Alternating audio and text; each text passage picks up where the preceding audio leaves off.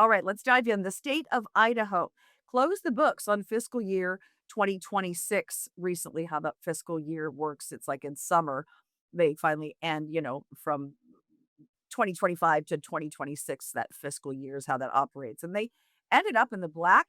In fact, rolled $250 million in cash balances to the general fund for next year. The Idaho State Tax Commission also issued more than $910 million in individual income tax refunds during the fiscal year, the largest amount ever returned. And then there's Washington, where yet another budget gap is looming for 2027. I've seen various figures, but about $4 billion apparently in deficit is how we're going to start the legislative session for 2027. That will be fun, won't it? Credit rating agencies have started to say, hey, you're on notice. We may downgrade your credit rating, which then, of course, reduces our ability to borrow at a decent interest rate for important issues for bonds and other, large dollar, investments that are already promised to be made in the state. So I reached out to the office of Idaho Governor Brad Little this week, and his budget director responded and granted me a pretty fascinating interview. So her name is Lori Wolff, and she told me that Idaho residents, as I mentioned, received the largest tax refund in their state history, and they still have that $250 million rollover into next year. And that's due to some fiscal restraint, she says, even in good times when the cash is rolling in.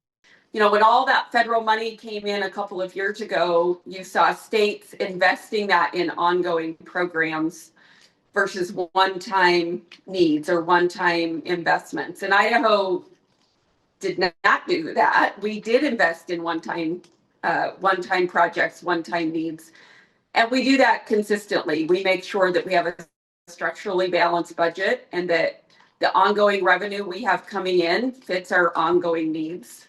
I think sometimes, when people look at one of the hard things in government budgeting is revenues ebb and flow, right? And you're constantly looking at, I think, what priorities you have. So it's a balance sheet, but it's also a reflection of your values and priorities. And, we've been able, our revenue here in Idaho it slowed a little. We were not in recessionary times, but we saw that slow a little bit, just like we've seen that across the nation. And our governor and what we've done in the budget office is, we look at that and we reprioritize. So it did not mean we had to make broad cuts across all state government. In fact, the governor protected his highest priorities, which was public education, transportation, water infrastructure, economic development, workforce.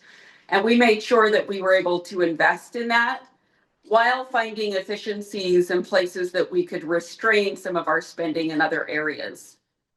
We've also been able to do back-to-back tax cuts over the past several years, and we balance the tax cuts with that spending, making sure that we're just not taking all of the money from Idaho taxpayers and finding new things to spend it on, but we're very disciplined in the areas that we feel government should be involved in spending money, and we make those decisions in the governor's budget recommendations.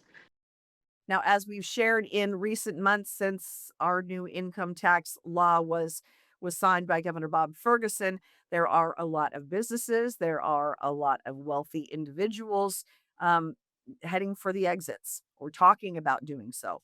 Many citing that millionaire's tax as the final straw. Again, it is, you probably know if you're watching this podcast, it's 9.9% of a tax on income above $1 million or combined household income in excess of $1 million, taxed at that 9.9% rate. But many of those businesses say it's going to hit them as pass-through entities and how they report income, business profits, if you will, on their individual personal income taxes. And so they're going to get dinged. And so they're not going to stick around to see if this thing expands, although many believe it will eventually be a tax on all income levels. But Wolff told me, yes, Idaho has an income tax, but being a flat rate, And a predictable rate, she says, is not keeping people out. In fact, quite the opposite. And we do have an income tax, and income tax, individual income tax is one of the major sources of funding to our general fund. But we've done a lot to simplify our tax policy. We have a flat tax in Idaho. So, right now, both corporations and individuals pay 5.3%, which is a lot lower than even a federal rate, but it's predictable and it has simplified our tax code. Um, Also, this year, actually, we just closed out our fiscal year, and Idaho delivered the highest rate of individual refunds ever in state's history, almost $1 billion in tax refunds out to Idaho families. And our budget is still fine, and our economy is going strong. So, when you ask families what matters to them, rarely do we have Idahoans ask us to get rid of the income tax because it's not that burdensome. And we at the state level try to find ways to invest even in our local economies and our local infrastructure needs to try to reduce the pressure on property tax as well. So, it takes kind of that combined effort between the state and locals, because at the end of the day, we want more money in their pockets. And you get rid of income tax, you're going to have to tax them somewhere else, because if you continue to spend, you're going to have to figure out that revenue source. So just getting rid of one tax base doesn't necessarily solve your problem. It's simplifying it, it's making it fair and predictable. And, that's really what good tax policy looks like.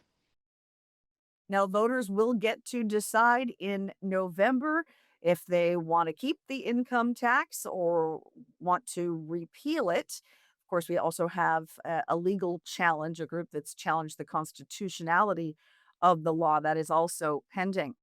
And also, this week, a group of lawmakers, budget officials, some folks from Governor Ferguson's office, some business and labor groups had their first meeting on what's apparently going to be a 2-year long endeavor to figure out how to budget better in Washington. They're going to look at revenue forecasts. They're going to look at spending decisions and how all of that contributes to some of these structural imbalances that we seem to have every single year, some of the volatility. It's a bipartisan group, and there are 8 lawmakers on that panel, 2 from each of the 4 legislative caucuses, and then, as I mentioned, some members from Governor Bob Ferguson's office and some business associations, labor organizations. I wanted to tease that I'm going to be talking to one of the lawmakers who's on that committee, Representative Travis Couture of Allen. He's a Republican, and he is the chief Republican on the House Appropriations Committee.